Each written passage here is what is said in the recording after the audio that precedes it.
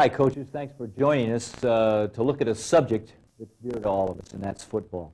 What kind of football? My part is the pass offense. My name is Mike White. I've spent many years at the college level and also at the professional level, and I've had a chance to be around some great people. And out of my associations with coaches and players, I've been able to establish a pass philosophy that I think can help you. I think you have to know how to pass. You have to want to learn about the forward pass, and I think as we go along over these next couple hours, I think that I can get you excited about the forward pass and maybe give you a little bit more insight into how the forward pass applies to your particular program. What's developed my appreciation and understanding and confidence in the passing game? Well, basically my associations with players and with coaches. I've associated with many great players that have taught me and my assistant coaches and the people I've worked about the forward pass. Players like Craig Morton, Jim Plunkett, Don Bunce, all players that I associated with when I was an assistant coach. As a head coach, I was fortunate enough to be associated and around young men like Vince Ferragamo and Steve Bartkowski, two outstanding football players that I was associated with at the University of California. And then at the University of Illinois, I was with three excellent quarterbacks, all currently playing in the NFL. Dave Wilson, Tony Eason, and Jack Trudeau. On the coaching side of the ledger, I was lucky. I've been around coaches of different temperaments, different personalities, different philosophies, starting with my two coaches, Pappy Waldorf and Pete Elliott. Outstanding coaches, and they began to form my concept of the passing game. Then I went on to work with Marv Levy, John Ralston, and of course finished up my career as an assistant with Bill Walsh at the San Francisco 49ers. So those associations, those people, what they did well, I was just there like you are, trying to learn what it is that makes them successful and how it applies to my own career and my own knowledge of the game of football, and specifically the pass game. Now, there's some things we believe about the pass game. First of all, you have to have a philosophy of a high percentage style of passing. That's critical. High percentage. If you can throw a high percentage of passes, you will be successful, no matter if they're 2-yard passes or 25-yard or 50-yard passes. If you're completing a high percentage and your people understand that, you will be successful. And then it goes along with that, you have to have a low interception ratio. Again, if you are beating yourself by throwing the ball to the other guy, then all the critics of the pass game are right. That the thing wrong with the pass game is two or three things can happen, and two of them are bad. And of course, the interception, the incompletion, those make the pass game not successful in some guys' eyes. So a high percentage of completions and a low interception, those are critical aspects of the passing game. What's the most important component? Well, it's timing.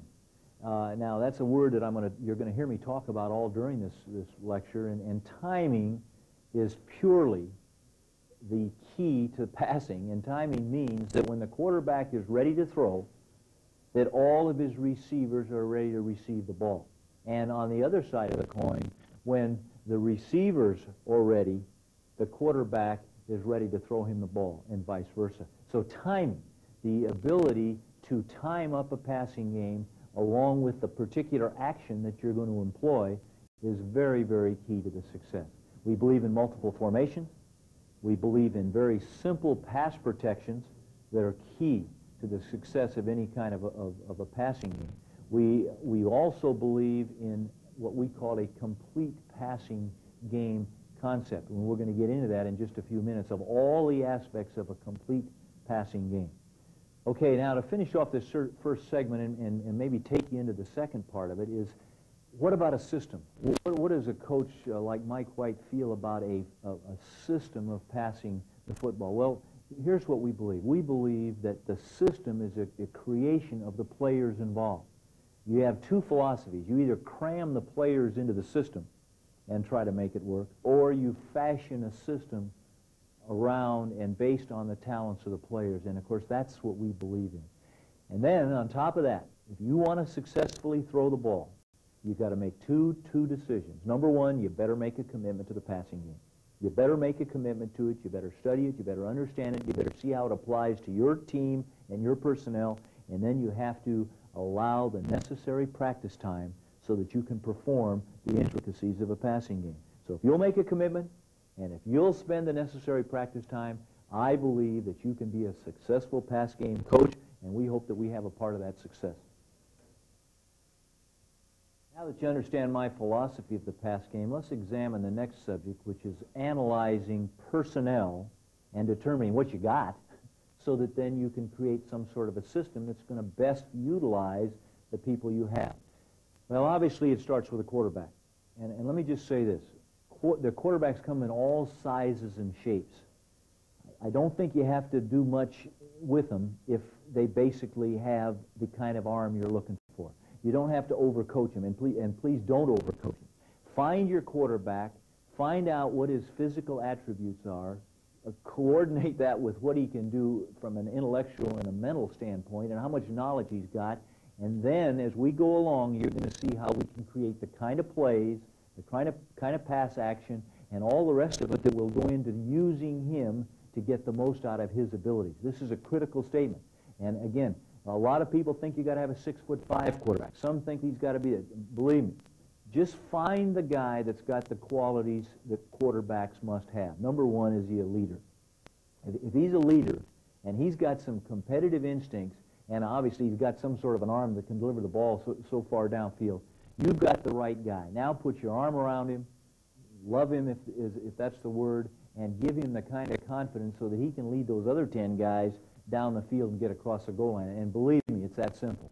There's a lot of ways to throw the ball, and later maybe we'll get into some specific drills, but it really isn't important. Find the guy, and then we'll determine what kind of an offense based on the kind of qualities he has. Now, the second, of course, are your receivers. And I'm talking now about wide receivers. Your wide receivers are guys that you have to analyze what you got. Obviously, you're looking for a speed guy.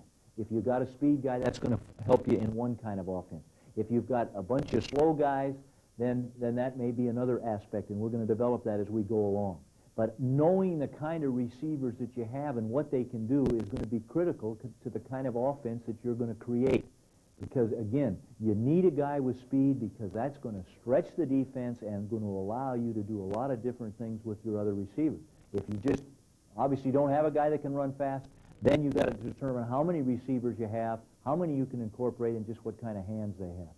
The tight end position becomes a key position. The tight end position is one of the most important positions because you can use one, you can use two, you can use three, or you don't even have to use a tight end in a basic concept of throwing the football. And that's important because, again, if you don't have one, then don't try to make one if the guy doesn't have the ability to run the pass routes and do the things that you're going to ask him to do. So the tight end and his selection and what you got is going to be obviously important. The next aspect, of course, are the backs. And again, you have to determine what the criteria are going to be for selecting your running backs or your offensive backs. Well, if you're going to adapt the pass, and if you're going to become committed to this pass, then you've got to find backs that can catch the ball. And if they can't catch the ball, then do not incorporate them into your pass game. And there's plenty of ways that you can put a pass game together where your backs aren't involved. But if they can catch, and if they have that ability in the open field to make a grab and to make yards, you'll be amazed at how you can incorporate the use of offensive backs into the passing game.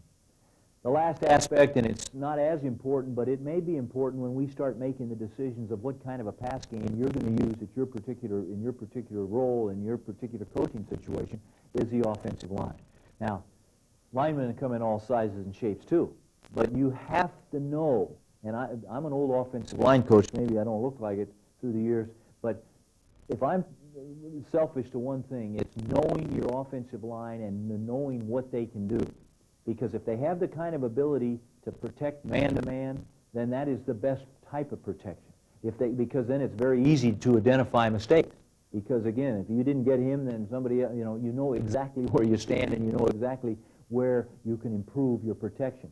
But you're going to find that offensive line, as they interwork and as they learn to work together, you're going to have several different types of protections in order to take the pressure off them, in order for them to be successful. Because if you think any line, whether it's in Pop Warner or high school or junior college, or if you think they're going to be able to sit in there with one type of protection and protect your quarterback or backs, that's the furthest thing from the truth. So we've examined the personnel.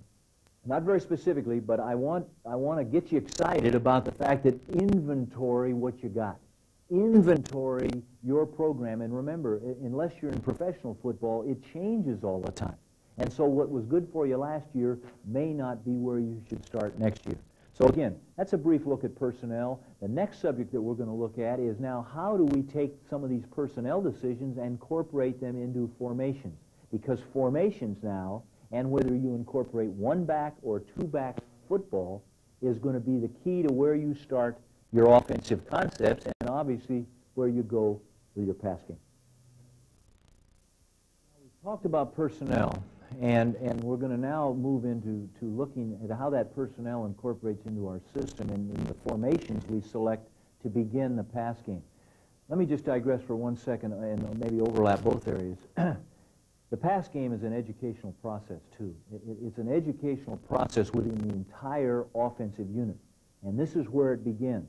Not just because of the fact that you've made these selections, but it's important to let those players know why they're going to be incorporated in a certain way. Because, again, your success on offense, and specifically in the pass game, is going to be a direct result of the understanding and the education that these players have. And I think some coaches miss that point. They miss the point that, hey, we're selecting you because of this reason, and now let's see what you can do. In other words, let the guy know. Everyone's looking for some perks. Everyone's looking for a little self-confidence. And so when you select these personnel, and then when you slap them into some sort of a formation that you think can be successful, let them know that. Let them know what you expect out of them. So again, let's examine some of these formations now. During my career, we've done them all. One back, two back, and no back, shotgun. There's a whole bunch of formations you can use. I think you have to make one fundamental starting point, and that is either a two-back formation or a one-back formation. And you start that way, again, after you inventory the personnel that you have. And basically, my opinion is that the best place to start is with two-back formations because they lend themselves to better protections. They give you more confidence as a coach. You don't need as many and as varied of receivers as you do. And to me, when you check Roger Theater's tape and you look at the running game and you look at how the running game and the passing game all overlaps, you're going to find that the best running game, or at least the most effective running game, is when you got two backs in there. So again, if your personnel lends itself to that, that's where we're going to start.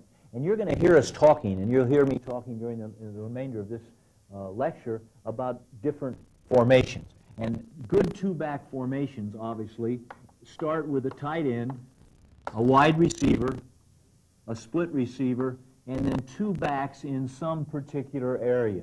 This is just called a split formation. This is a split formation. This is an I formation. This is a pro formation. This is a cross formation. And that's just a right formation because the tight end is on the right. And this is a flanker. And this is a split end. Now, there's a lot of other things, and you're going to have to read a lot of books and do a lot of research on the alignment of the linemen, whether they stay on the right side or whether they're strong side or weak side. And those are all part of your educational process of the game of football. We don't have time now to get into all of that. But these are two-back formations. And these formations allow you to have three receivers on one side to give you a pass game over there, and it allows you to have two receivers on this particular side to again, give you the threat based on the coverages that you're going to see. And, of course, we'll get in that down the line. But these are the two-back formations. Now, if you make a commitment to the two-back, a subject that you're going to hear us talk about, and one that you just remember to put it in the back of your mind, and I better explain it, is hash mark football. The game of football at the high school level and the game of football at the college level is a hash mark game. And if you don't understand that, you'll never be successful because people are going to defend you relative to the hash mark. And I make that point because if you like two-back football, then this formation is a good formation for you. And again, now you have all the same opportunities with your backs. You can put your backs in a split. You can put them in an I. You can put them in a pro. You can put them in a cross. And now you have the chance now, again, because a lot of the game is played on a hash mark, you now have the opportunity to spread the field and to stretch the defense and still stay in your basic two-back concept. So again, that gives you a little bit of an idea. You want a good tight end. You want backs that can run the football. You want backs that can catch the football if you had it your own way. If not, if one back cannot catch, then a good formation is the I formation, because you can incorporate a lot of different pass actions, which we're going to get into in a little bit, based on the type of ability of these people and how they fit into your total concept. Okay, that's just a quickie on the two-back, but it gives you an idea, and maybe you saw something there you like. Okay, how about one back? Now, one back, if you were just going to throw the football and you didn't care about, all the other complementary things, one-back football is pretty darn good because it has a lot of flexibility. In other words, you can use a one-back with two tight ends. Here's two tight ends and two wide receivers. And that's a good formation. It's a very balanced formation. It's a formation that puts tremendous pressure on the defense. We just happen to call that a solo formation. I don't think the names are that important. You're going to name things, and that's something we believe in. You name them any way you want to name them. We're going to try to give you the concept. Okay? You obviously, with three wide receivers, have a tremendous opportunity with one back to use a formation here that we call a zebra formation. A zebra formation is just 1, 2, 3 wide receivers, a back, and now a tight end. And you're going to see that incorporates certain things. And again, I hope as you're listening, I hope as you're analyzing this thing, you're saying to yourself, where do my guys fit? Where in the formation area do I fit? How many running backs do I have? Are they pass receivers? Do they run? Can they block? What can they do? How many wide receivers do I have? And where is the speed guy, and where should he go? And again, we're going to get into all that, but I just want to share this with you so that you get started. Now, this is another good formation. You can put a formation like this out here. This is called a tandem formation. This formation is going to become a formation you're going to need in the last play of the game or in 2-minute offense sometimes. This is going to be a formation that is, in our opinion, is one that you can be very successful with. Another excellent formation is what we call a trips formation. That's called a trips formation right there. And all it is just that you have the ability to have a wide receiver here, a wide receiver here, you got your single back here, and you got another wide receiver over here. Now again, formations, and the reason that we're delving into this subject is because, remember, if you look at your personnel and you determine what you have, then you should form your basic offense around the formations that you feel the most comfortable with. We could even go for, just to show you, and again, you go one back, two back, we can go to a 3 tight end offense. And you'll hear Roger Theater talking in his running segment about the fact that you could use 3 backs back here like this and split a receiver out here.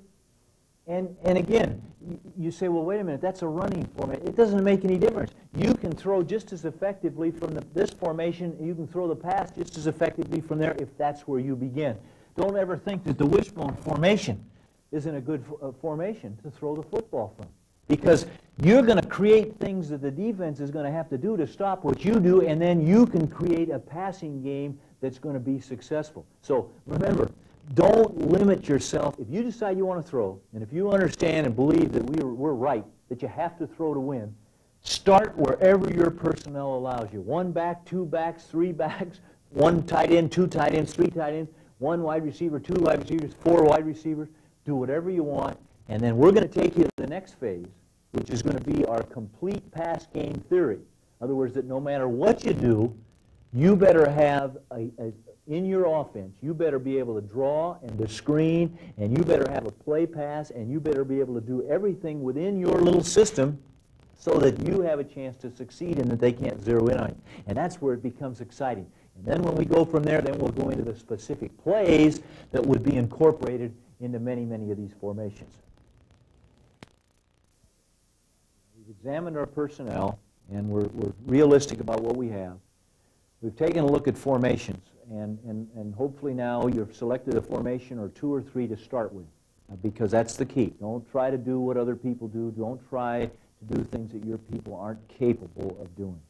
Okay, now we're going to examine what we call a complete pass game theory. And again, it's just wording, but what it means is that wherever we start, and based on the talent of the people we have, we want to have a complete spectrum of passing. We cannot get locked in. We made this mistake many years ago early in our career. You can't get locked into one form or one style of passing or one formation. And just as the same as you can't get locked into one kind of protection. Because if you do, that team that's better than you anyway, by scouting, by your tendency, is going to break you down, and you're going to have less chance for success. So let's examine now our complete pass game theory and what it means. Okay, we feel that these components should be in a complete pass game in some form. Some you're going to disregard because of the talent you have. Some you're going to really emphasize, again, because of the success and the talent that you have. First of all, we think you need a quick game. Okay, this is a complete game now. Complete pass game. And again, like I say, some are going to apply, some aren't. Quick, those are 3-step drop or 2-step. And we'll examine those down the line. You need some sort of a drop back game. Okay, and that can be a 5-step, a 7-step, or a 9-step. And remember, your quarterback's talents are going to have a lot to do with the kind of drop-back game you use, if it becomes the major area. And as we get through this, you're going to prioritize. We're going to force you to prioritize where you're going to start and where you're going to develop your particular system. Okay, the third thing is a rollout game. And a rollout game, again, is a simple one. It's, again, if you go back to our original concept of a flare flood concept of throwing the football, it is a concept where you can take and you come, this is just what you'd call a basic rollout. And again, we'll get into it later, we'll get into the specific patterns, we'll get into the protections, but a rollout game is a comfortable game for a certain kind of quarterback. It gives you a chance to use a good tight end. It gives you a chance to use a receiver. It gives you a chance to use a back that can catch the ball. And you've got to dig into these things to see if they apply in your particular case. Now, a sprint out, again, you ought to have a sprint. You ought to have a sprint out in your particular arsenal. They're very effective in the goal line. And a sprint out is merely, again, the use of, again, a simple pass game, usually maximum blocking, and a quarterback sprinting out through a particular depth and putting pressure on the corner with a particular route or a particular, you can use any combination. And we'll get into those specifics as we go along. But a sprint out is another area in your complete pass game that you should examine. And as I said, you may put, as we go along, you may decide, I'm going to, number one for me is going to be the sprint. And number 2 is going to be the drop back. Or I may forget the drop back. I'm going to emphasize one or the other. So remember, we're going to prioritize, pretty good spelling, huh? We're going to prioritize this thing as we go along. Okay? Now, the next is what we call a play pass. Now, a play pass and a run action pass are, again, two different concepts, but they're 2 parts of the game that are critical. Now, the play pass I particularly like because of the protection. And the play pass incorporates a slide protection. In other words, there's protection, they're sliding back here, and the backs are coming in here. So now you're getting your 5 plus 2, you're getting your 7-man protection, and the quarterback can come back and throw the ball from a particular throwing spot. But a play pass is not, we put it in a different category than a running play, fake running play action pass. And I think that's important because the play pass itself, to me, is one of the key protections, and even though it's third down, and everyone knows you're going to throw the ball. This is an excellent protection. The fake isn't as important, of course, but you can still be very successful with that. Now, the running play action pass is just what it sounds like. You're going to want that in your arsenal. What's your best run? Okay, let's just say that you have a pro set. You have a pro set here, and your best run is the blunt, the fullback blunt, which is a fullback runner here with good solid blocking. Well, then a running action pass would be the fake blunt, and you would throw a pass off of that. That's important because if that's your best running play, then you have to have a pass off of your best running play to incorporate any kind of a complete pass game. That is important. Okay, now, so you have those. Now, let's just even look. Now, what else are we missing? Well, obviously, we're going to have a draw, right? As we prioritize and determine where we're going to put our emphasis in these top categories, we have to have a draw and a screen in both areas. Because you can't get stuck with just every time you're in this situation, every time this, if you don't have a draw and a screen, then you're not going to have yourself a complete pass game. And that is really, really important as you're developing it. Now, some other areas that you want to look at. Have you thought about the shotgun? That could be one.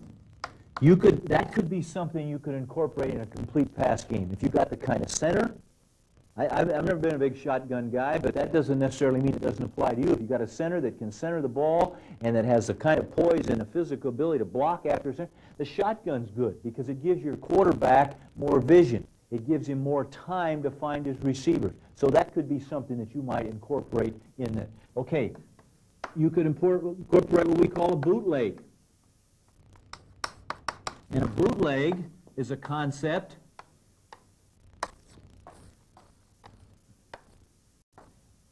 where both backs go away, the quarterback fakes and comes out, okay, with, normally on a bootleg, somebody coming with him, some guard or somebody that's going to convoy him, and you can bring your tight end across and you can run a route here that could coordinate here, and we'll get into that as we go along.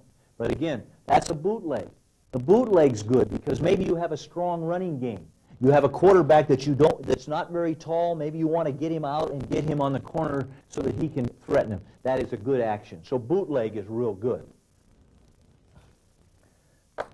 Drift is another kind of action that you might get a kick out of examining. The drift is, again, the same kind of action here. You block your tight end now. You block your tight end, and this quarterback comes out here, and now you have all sorts of throwback possibilities. You have all sorts of throwback possibilities, as you can see in here, and with this halfback, and with this fullback, and you have and with good solid blocking here, that's another component that you could use and think about it, and it might be an excellent one for you. Another one, and again, like I say, this is not the detail part, but another one that you've seen it popularized by the Washington Redskins, and that's what they call the dash or the flush. And that is merely the quarterback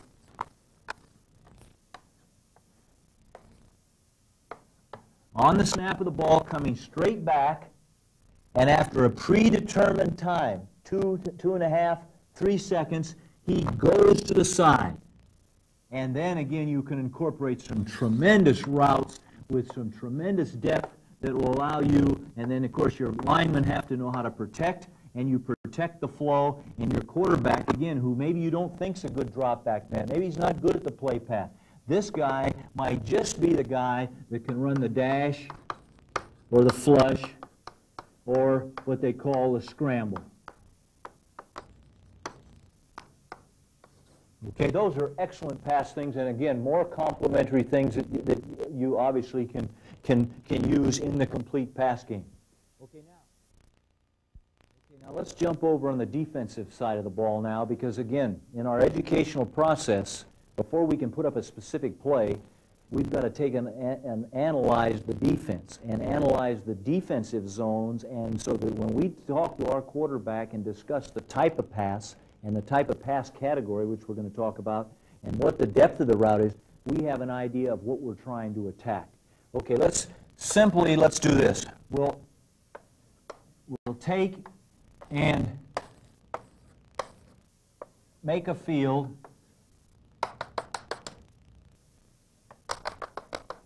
Okay, now we have basically three types of passes that we're going to run. One is going to be short routes, and that's from 0 to 12 yards. Okay? The second category are intermediate, which are from 12 to 20. And the third are deep, which is a plus 20 plus. Now, I mention this as we talk about defense because as we look at the zones and how we're going to attack these zones, it's going to be important to understand where we categorize our passes, whether they're short passes, whether they're intermediate passes, or whether they're going to be deep route. All right, we take a look and we make ourselves a grid. We take and make ourselves a grid at 12 yards,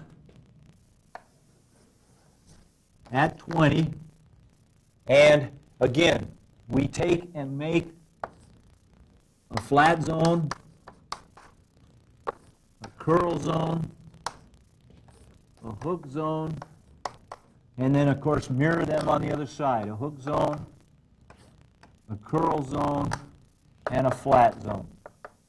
Okay? These are the short zones, and we have to have an understanding as we put our pass offense together how the defense is going to deploy their people to take away those zones. Okay, in the intermediate zones now we have four. In the intermediate zones we have a right outside intermediate zone. We have a right inside intermediate zone. We have a left inside intermediate and a left outside. And then down the middle of the field we have a middle, we have a right, and we have a left. Okay, now this is an important concept to understand because as we begin to talk to our quarterback and we begin to develop our pass plays, here's what we want to do. We want to be able to attack the horizontal zones. The horizontal zones in here, we want to have a philosophy and a style of attacking those horizontal zones. And again, when we attack the horizontal zones, we'll probably try to put 3 in 2 zones, or we'll put 2 in 1 zone. And this will be the way we will deploy our receivers so that we can get the maximum efficiency and take advantage of what the defense is trying to do. The same thing in the short zone. The same exact thing. If we're going to attack the flat out here, we're going to put 2 in 1 zone. Because we're going to have 2 of our men threatening that zone so that if that man, the man who's defending that particular area has a tough time defending him, and we'll be able to make our decisions.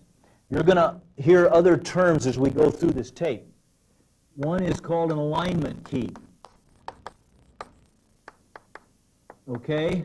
An alignment key, which is going to be a key factor when talking with your quarterback about how to analyze defenses and how to begin to put together his understanding so that he can attack defenses. Because remember, the quarterback's the guy who's going to attack those defenses.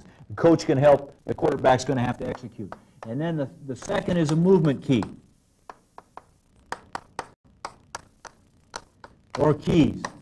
So again, your quarterback is going to, when he comes up to the line of scrimmage, he is going to have to know where his alignment keys are. And you could see that a team could put, they could put a safety man, back here, right on the hash, and a safety man right on this hash, and a corner right up here in this flat, and a corner in this flat. And that would be, if the play was over here, those 2 people would be his alignment key. He would have 2 people on alignment that he could at least get a preliminary key off of, and as we go down the line, that is going to be a critical subject that we understand and that your quarterback understands so that when he comes up to that line, he has a little bit of a jump on how to attack that defense and how we're going to be successful. Now, movement keys, let's just say that we were going to attack this flat. if we were going to attack this flat area, then that quarterback's movement key would be this guy and that guy alone. And this should really get some of you excited, because you can pass the ball in this zone without knowing a lot of other things. You don't have to watch a safety, look at a backer, key this. I go to these clinics and they talk about all the things that I would have to do. And I tell you right now, you'd take a rocket scientist at the quarterback to even get going. So if we're going to attack this flat zone and we're going to use our 2-on-1 theory, this man in this zone, or the man that would come into that zone, would be our movement key. So you're going to hear us talking about movement keys and alignment keys. In terms of the defensive backs, you're going to hear us talk about corners, safeties, obviously the backers, and of course the rushmen or the defensive linemen. You'll hear those. The other subject that I want to make sure as we talk about defense that I don't forget, as I mentioned to you, and I wrote it down, but it's horizontal. Remember the horizontal zones. Remember what that area is. That's a 12 to 20 yard area right here that we're going to have to attack. And if you're going to be successful in the pass game, you have to be able to attack and be successful in the horizontal zone. The other one is the vertical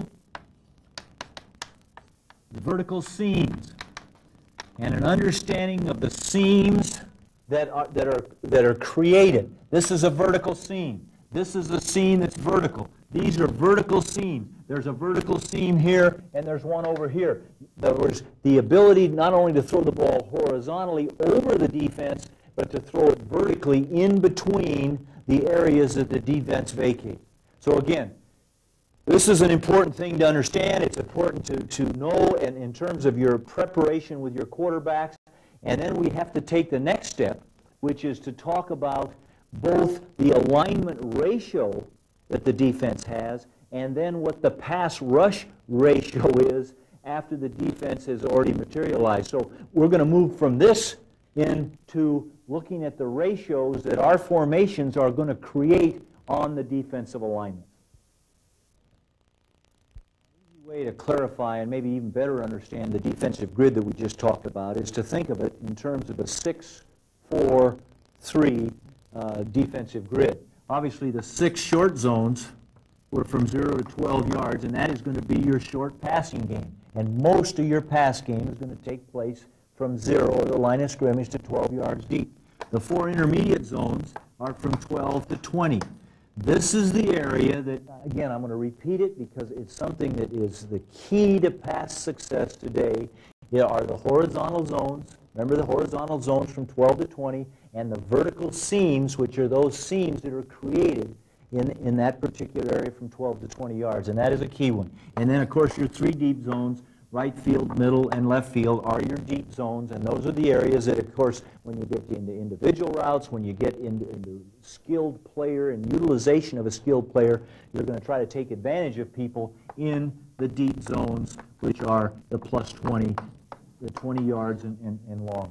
Okay? Now, I mentioned to you that we have to talk again with our quarterbacks, and again in our own understanding, we've got to talk about 2 key concepts. One's alignment ratios. In other words, that a ratio that the defense is giving you on alignment based on your formation.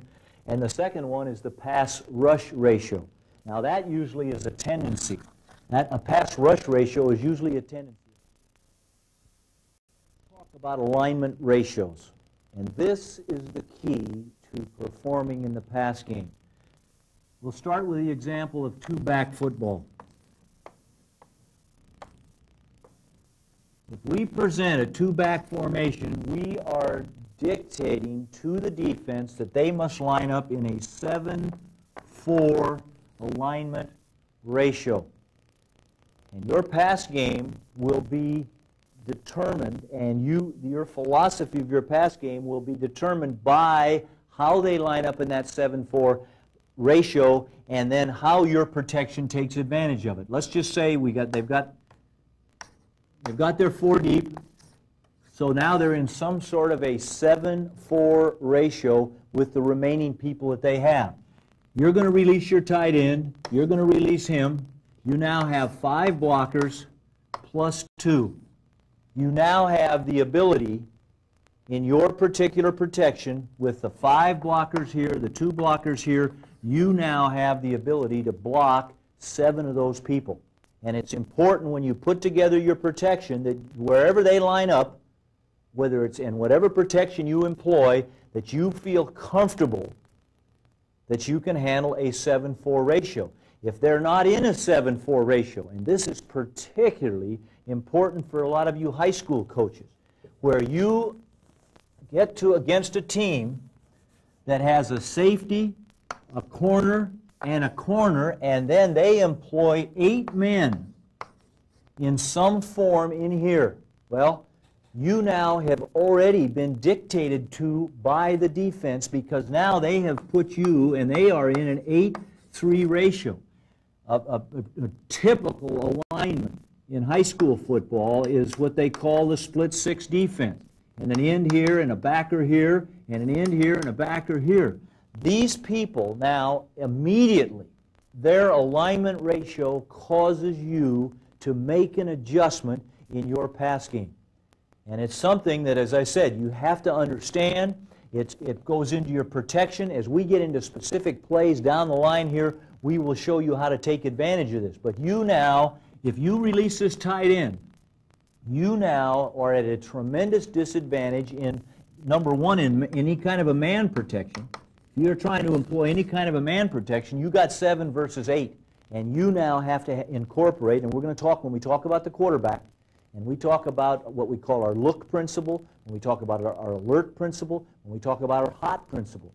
You're going to want to know what the heck those things are, because you have to have some sort of a principle in order to take advantage of the defensive deployment of their particular forces. So again, now if you're in a zone protection, if you're employing some sort of a zone protection, which we'll talk about later, then, and maybe you're moving your pocket, you have a much better chance to take advantage of this particular alignment, because you know what they're going to do. They're going to run like this and like this. They're going to run like this and like that, which we've called a divide stunt, and you will hear about that from Joe Collier in his defensive tape.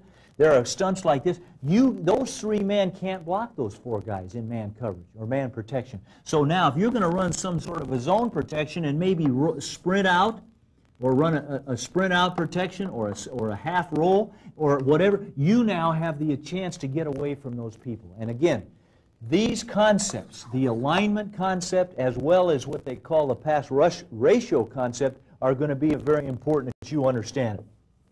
Now, let's just take a look at one back. Now, one back, when you put yourself in a one back formation, and remember, you're trying to determine what you are doing to the defense. You can't let the defense dictate to you. You've got to be sure of what you're doing and then take advantage of what they do to try to take advantage of you. And that's a very, very important philosophy. If you're going to 1 here now, you are going to force them into a 6-5 ratio. And if they aren't in a 6, because remember, you got 1, you got 2, you got 3, you got 4, you got 5. Remember, you're releasing him. You now got 6. And when you come up to that line of scrimmage, if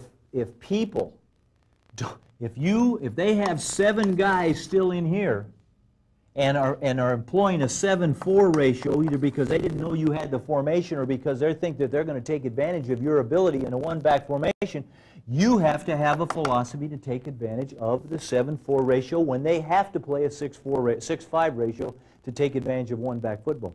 Now, it's a little detail, but it's something as we get with a quarterback and as we start developing our pass game, and remember what I mentioned, you're going to be thirsting to find out what a look principle is, what an alert principle is, and what a hot principle is, because if you don't, you cannot perform. Then the other addition that you can do is then you can, of course, hold somebody. You could always hold a tight end, and that would be another method of taking advantage of a defense on alignment. So again, reviewing the subject is the acquainting your quarterback and your offensive people with the getting a jump on attacking defenses. That is important, because attacking the defense is going to be the key to your success when you not only put your formations together, put your game plan together, but when your poor quarterback comes out under the huddle and under the center. And if he can, when he gets under the center, if he can have some sort of advantage based on alignment ratio, then we've got a chance to succeed. Now let me just touch quickly on the pass-rush ratio. And remember what I told you, pass-rush ratios are normally tendencies of a defensive team. They're tendencies. In other words, they're predictable tendencies in certain situations. Here's some of them. A 4-4-3 ratio. Okay, this is for rush, this is the linebackers, and these are the secondary. So again, a 4-4-3 ratio is a type of ratio that will allow certain passes to be more successful than other ones. You have to know that. You have to know what that ratio is. There's a 4-5-2 ratio of pass rush. It's a tendency. That means 4 guys are rushing, 5 men are playing in the short zones, and 2 guys are deep. That's important. Now, the one off of that you're all going to want to learn about is how about the 4-5-2 ratio, and the 5 under are in man coverage. Now, that's important because in the regular 4-5-2 ratio, the 5 intermediate zone, the 5 short zones, excuse me, are in zone. But you've got to be able to attack them. That's why I gave you the 6-4-3 defensive grid, so that you can look at those zones and see how to attack them. Either attack them with 3 guys in 2 zones or 2 guys in 1 zone. So a 4-5-2 man is a real interesting pass rush ratio, and it's going to be one that you're going to have to attack in your concept. Then there's another one, if you can believe this one, a 3-6-2 ratio. Okay? 3 rushers, 6 in our short 6 zones, and a 2 deep secondary behind. Now, let me tell you something. You can go to a lot of clinics and talk to a lot of people, and if you're trying to throw the ball in those 6 short zones, there's a guy in every one of those zones. And they're pretty well, you know, they're pretty well spaced, and it's hard to throw. That is a tough defense. Okay? Now, there's also another one, 3-5-3 ratio. An extremely tough ratio of pass rush, 3 rushers, 5 zone defenders underneath, and 3 deep secondary. Some of you defensive coaches might like the sound of this thing, and you just got to find out how to do it and put some people in there. Well, and then you also have 3-5-3 where it's man. Okay, now, the only reason I throw this all at you is not because I want you to be, you know, concerned or intimidated by defenses, but there are things that as you become good in your ability to attack people, you're going to want to know what your alignment ratios are to help your quarterback. You're going to want to know what their pass rush ratios are based on tendencies, so that when you select the play, you can select the play that beats what their tendency shows that they do. And that is critical, because a lot of plays are not as good in one particular area as in another. If you had a 4-4-3 ratio all the time with only 4 people in the short zones, we've already got 6 zones, we got only 4 people in there, we got a pretty good chance to succeed. And again, that's good. If they're going to only have 2 deep, we got a chance to put some plays that are going to attack the 2 deep. If they're going to have a 5 under man, either in the 4-5-2 man or the 3-5-3 man, we better have some plays that take advantage of 5 underneath man. You hear it all the time. And I'll tell you this, if you learn one thing through this whole thing, is you'll learn how to run routes versus man, so that when this situation does come up, you have the kind of play that works. And as we develop this, you're going to see how the pass game, which developed, and incidentally probably failed to mention it earlier, it developed as what we call a flare-flood passing game, which were just guys flaring and flooding, and we were sort of running disciplined routes and trying to take advantage of whatever the defense gave us. Now we've had to add a flexible to it. It's a flexible flare-flood now, because now we have to have the ability to convert routes and to adjust to defenses after the ball is centered. So this hopefully whets your interest, gets you started in the area of defensive analysis, attacking defenses, and a better understanding of defensive tendencies and exactly what we're going to do to take advantage of what the defense does to us. All right, now we have to continue this stepping stone process of education of not only understanding defense so we can be more effective on offense, but now understanding how down and distance and situation affects not only what the defense is going to do, but how we're going to employ our formations and our pass actions so that we can have a successful high percentage, low interception pass game. So let's look at down and distance first.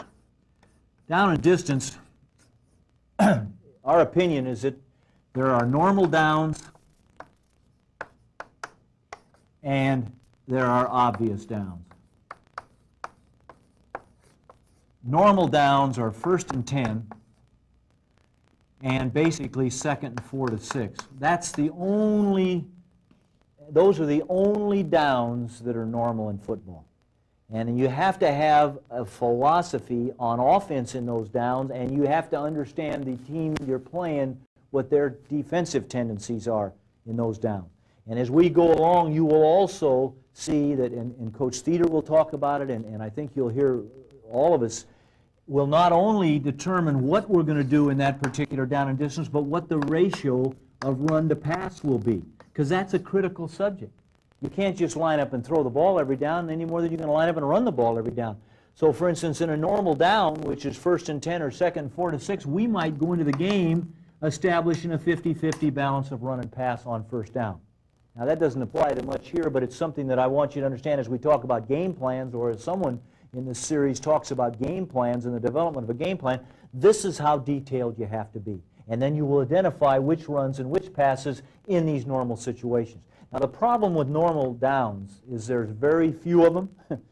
As I said, if you could play the whole game in a normal, you could not lose. You'd never lose. If you could go from 1st and 10 to another 1st and 10 or 1st and 10 to 2nd and 5, you can run, you can pass, do whatever you want. You can't lose. But again, you have to understand that, because not only are you going to throw everything at them in 1st and 10 or 2nd and 4 to 6, the defense is going to do it. They are less predictable here than they are in the obvious downs, at least usually through history.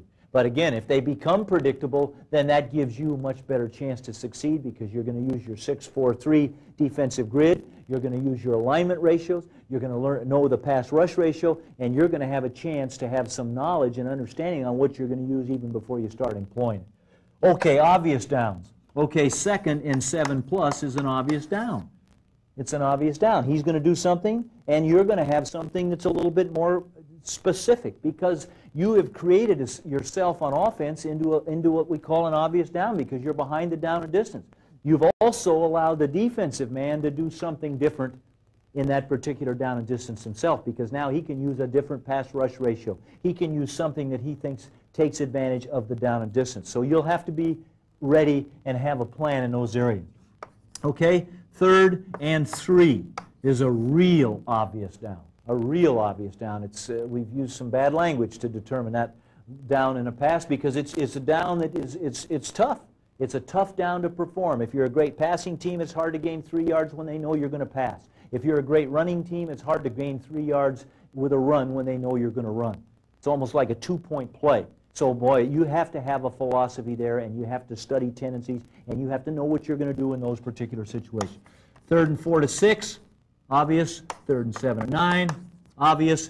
3rd and 10+. All obvious downs, all downs that you, in your pass game, have to be more specific, more creative, more industrious, and smarter. But you have to do a tremendous job of analyzing what the defense is going to do so you can give yourself an advantage. So again, understanding this is going to be critical, because if you're going to expect us to give you plays for situations, we can do that, down and distances, and particular situations that I'm going to go into. But to say a play is going to work in all normal, in all obvious, and all pass rush ratios, in all, there's never been one. Because number one, you don't have the people who can perform those kind of things. So this is why we're leading you through this, and we're trying to get you to examine what your people do, what they do best, what you're going to be known for, and then put together an offense that has a chance to succeed. Okay, now what situations are we talking about? Situations, obviously, are the obvious. Short yardage is a situation, right? And that's 3rd and 1 to 2. That's a situation. That's going to dictate other pass games, other formations, other complete pass game or complete play theories that are going to allow you to put the defense at a disadvantage, because they're not going to know whether you're going to run or pass in that particular situation. 2-minute is a situation. That's the last part of a game. You have to have a pass offense and a style and a philosophy and an understanding there. 4-minute is the last part of a game when you're ahead. 2-minute is you're behind and you're trying to catch up. 4-minute is you're ahead and you're stalling. You're trying to maintain the ball. These are all situations where your pass game and your understanding are going to be very, very important. Okay, the other situations are sudden change. That's a situation. What are you going to do?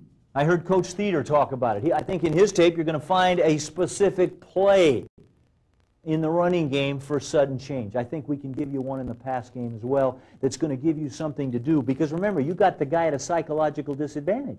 You just got yourself a fumble. You just intercepted the ball. You're running into that game. What are you going to do then? You're going to use the same passage you used in 1st and 10 in their normal down? Well, maybe you are, but maybe you'll find something that's much more effective in that particular situation. So sudden change is another situation. Last three. Have you ever thought about that? You've got 3 plays to win the championship. You've got 3 plays that are going to, the difference between you winning or losing the game. Well, it isn't going to be that old split formation where everyone's coming after you. You're going to have to depart from what you believe in, because maybe 1 or 2 of your games next year are going to be decided by your ability to perform in the last play. I recall Jerry Rice for the San Francisco 49ers. I can remember it, and everyone's talked about it, against the Cincinnati Bengals. 2 of my best friends, Bill Walsh and Sam White. You know, the Cincinnati did not hold. San Francisco got 1 play. They put a flanker one way and a tandem the other way, and Jerry Rice ran down. They put everybody over on the tandem, and he ran down and scored, and that was the end of the game. Well, don't think someone hadn't practiced that.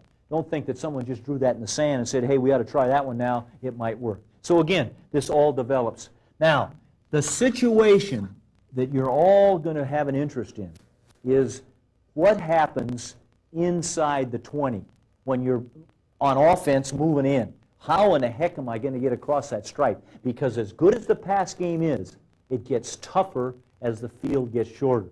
Here's what we've done. We used to call it plus 20 passing. We now have plus 25 because certain tendencies present themselves. We have a plus 12. Certain other tendencies in defensive and pass rush ratios are in that area. We have a plus 6 where things happen, and then we have a goal line. Now, goal line is the one we all grew up with. That's man-to-man coverage inside the 5-yard line. We could all make a living attacking man-to-man defense inside the 5-yard line. I could draw you 15 plays. We'll draw 10 of them later. But they are, because you have man-to-man. You just have to find a guy that's hard to cover, coming from where they don't expect, and throw him in the flat or put a man in motion. You can do that. The problem is everyone on defense has gotten smarter in this area. And now you see combinations of man, you see pure zone, you see that 3-8 ratio. You don't need to, it doesn't need to go 3-5-3 on the 5-yard line. So you got 3 rushing, you got 8 guys standing on the goal line playing zone coverage. Now how in the heck are you going to score? Well, those are the reasons that this situation part of it, as well as down and distance, as we walk through this, you are going to have to not only base your football on your personnel, your formations, what you do well, and what your personnel, but you're going to have to base it on these particular down and distances and situations so that when they come up, you are prepared. Remember our first premise back when we started this darn thing. Our first premise is that you're going to make a commitment to the pass. You're going to have to make a commitment, and you're going to have to allow the proper practice time. Now, are you willing to do that? Because if you're not willing to do it, something's going to happen here, and you will not have the courage of your conviction to stick with the pass. Or you won't have practiced it. You won't have repeated it. You won't have the execution. And so one of these things is going to break down. And get back to my original concept. If you can stay in the normal, you win every game, right? You'll win every game. You can't lose if you stay in the normal. Where you have to be able to perform is in the obvious downs and in the critical situations. So again, that ought to whet your interest even more, because I'll tell you that you may have to buy 2 or 3 tapes just to figure out what all this stuff is we're giving. But we're going to give it to you to the best of our ability so that when these things come up, you have a concept and a way to attack the defense that is over there. Now, you're not going to predict them, but you're going to have the best possible chance by understanding defense, understanding yourself. You'll have the best possible chance to succeed. You might think maybe we're spending a little too much time on some of this preliminary information, but I hope you understand that you need a sound foundation of the pass game. because the things that follow are, you're going to have to know where we started. You're going to have the security and the confidence that when something goes wrong in your pass philosophy or in your results, that you have somewhere that you can go back and re-emphasize something, change something, or whatever. Because if you believe in it, if you've made that original commitment, and if you've spent the time, you will be successful. Okay, the last sort of a building block here before we get into the specifics of quarterback play and how you help the quarterback and what the receiver needs as skills, we have to categorize these passes. We have to have just a philosophy and a categorizing procedure so that when we begin to get into the individual passes, we know where they are and how we're going to use them. I think you'll also find that this will show you, interestingly, how the pass game over the years has changed. Okay, you have basically 6 categories, 6 areas to put your passes to categorize them so that you can make a decision of what you're going to use, when you're going to use it, and how. Number 1, and we just got through talking about it, are situation passes. And I think you saw from the last segment that that is there's no barrier. It's an expandable category where, based on situations, based on down and distance, you can categorize passes in there, and your success in those areas, if you can maintain a high percentage pass completion, if you can keep your interceptions to a minimum, this is going to be a key area that you're going to have in the categorization of your passing game. Okay, the second area are individual routes.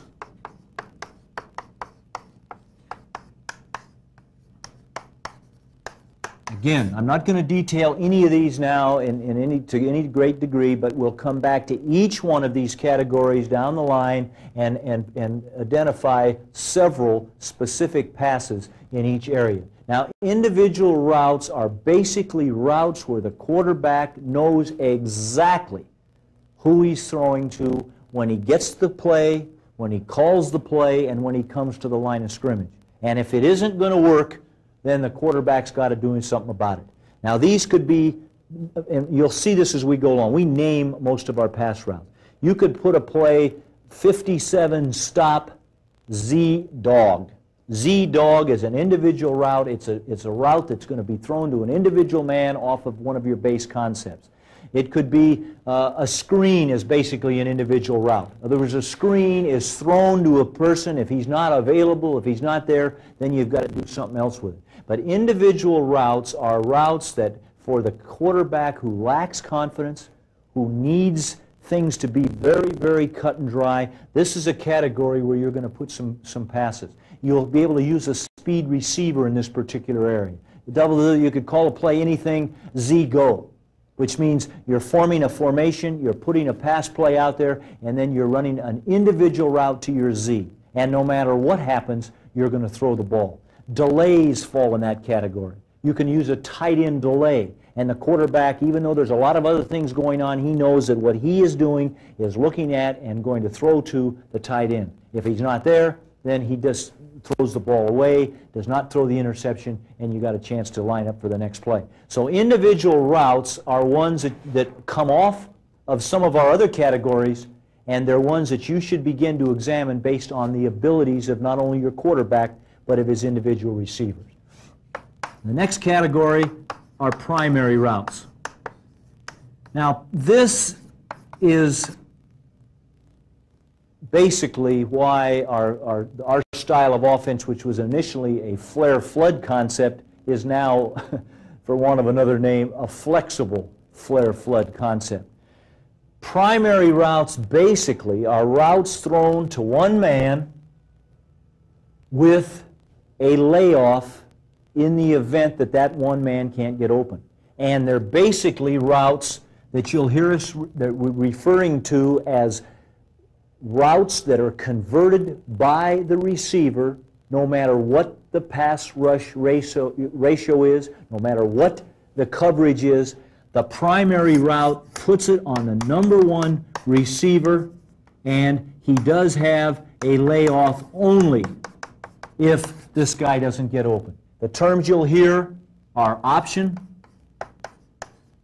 that's a primary, choice, and you can see just by the way that they are designated that when you say H choice, he's got a choice based on the defense. If you say Y option, that ball is being thrown to the tight end or the Y, and he's got to know how to beat zone, he's got to know how to beat man, he's got to know how to beat a bracket of 2 men, he's got to know how to do everything in his power to get open so that that quarterback can hit that man in a primary pass category.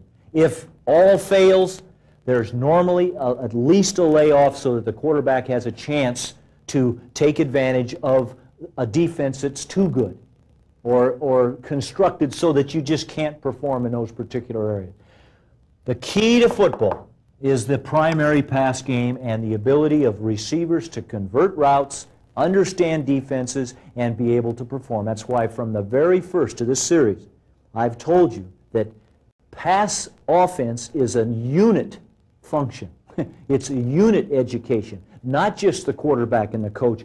Every one of these guys has to be totally involved in and have an understanding of what you're trying to accomplish. Okay, the fourth category is what we call a progression. Now this is where we all started, the progression. This is where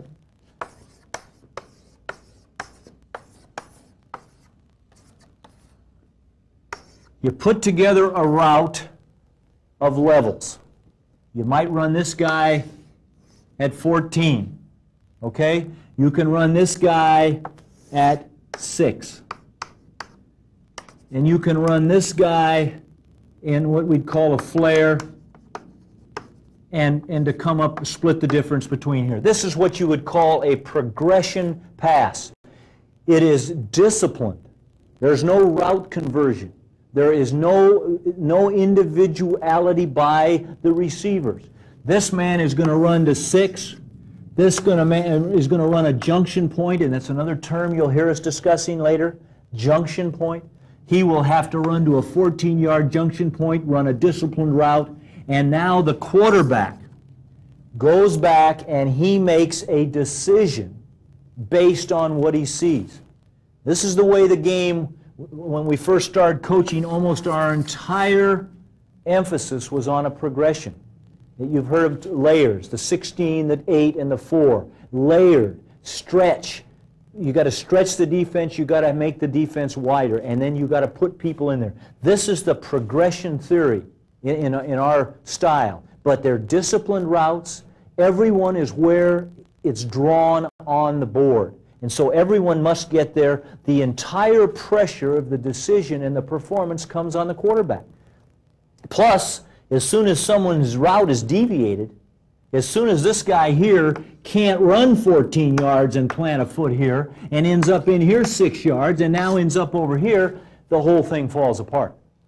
And so where the progression has its place, maybe in normal downs, maybe in certain situations, certain pass rush ratios, it's lost a little of its effectiveness because the decision making, when you start getting into situations and 3-5-3, 4-5-2 man, when you get into a 3-6-2, these kind of things which are drawn right, almost exact, those things do not have the impact that they used to have. But there's still room for them. There's still some, we'll discuss them later as we go through each category and list passes in each category. We will show you 3 or 4 of progression passes that have tremendous decision-making powers, that have tremendous ability so that you can be successful. It's not as effective as it used to be. The next category is a package. Now this is what the game is becoming. And I think you'll see that the package has both components here. The package has the primary, which is option or choice, which is the quarterback, get open, convert the route, you better do it.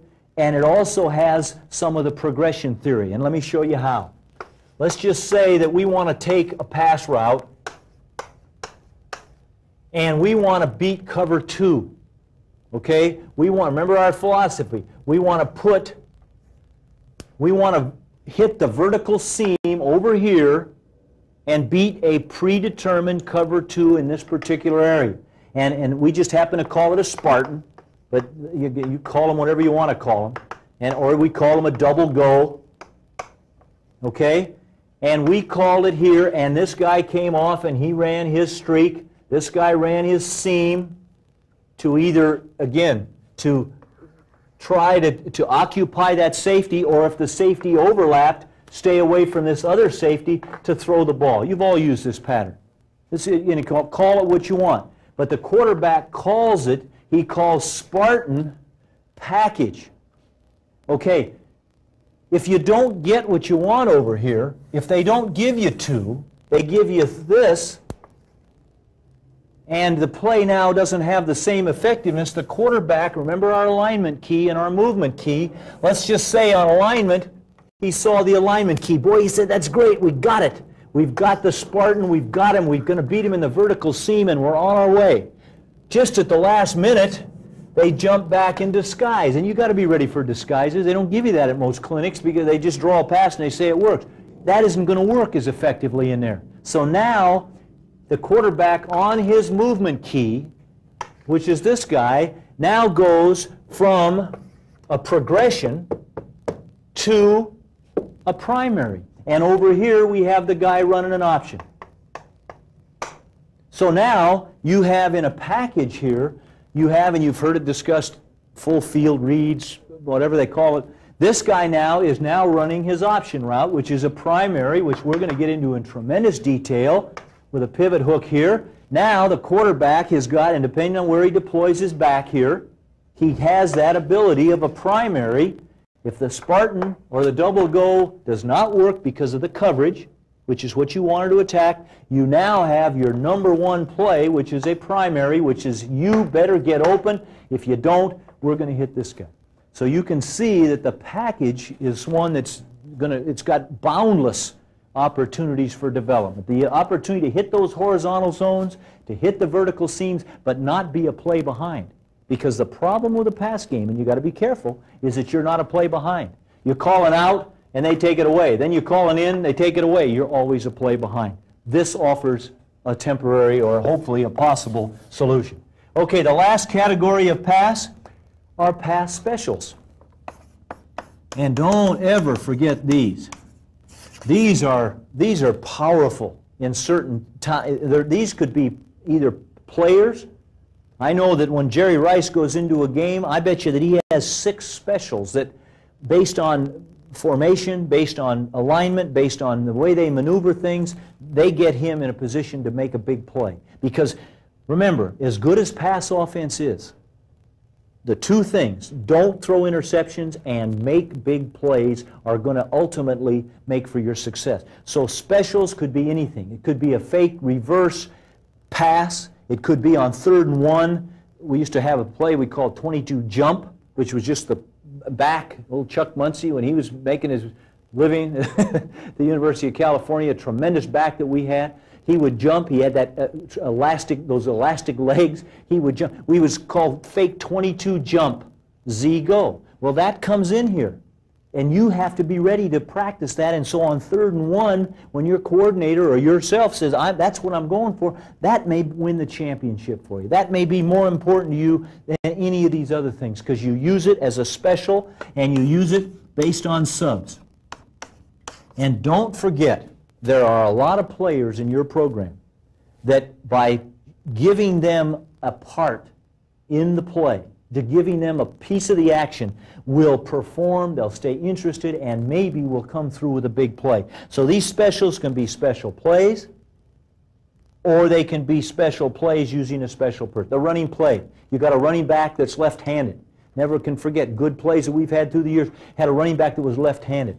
So you put in off the sweep, you put the left-handed pass in there. Now, didn't we look stupid when we had our right-hander running to his left? And that just shows you how exacting you have to be in the pass game. But when he's going to his left, he was great. But now you have a right-hander going to his left, and it wasn't an effective play. But these are specials. These are another category that I think will help you to prepare yourself for the next step. So let me just finish and repeat it, and then again we're going to move on. These are the categories of passes.